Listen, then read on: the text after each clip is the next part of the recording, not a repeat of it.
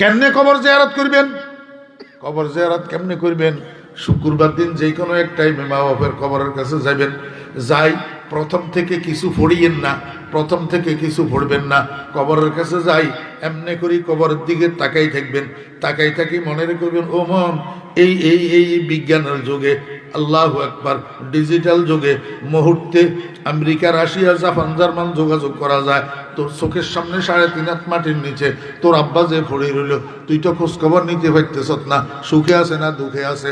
ও মন, আজকে যদি তোর মরণ আসি যায়, দুনিয়ার মানুষ তোরেও তো কবর দিয়ে চলে যাব, তোর ছেলে এরকম তোর খোঁজ খবর নিতে পারবে না। কবরে কেমনে থাকবি ও মন? মনের কবরের দিকে তাকাই তাকাই মনের তশকিল করেন, দেখবেন দিলটা নরম হয়ে যাব, চোখের পানি জোর জোর করে পড়তে লাগবো।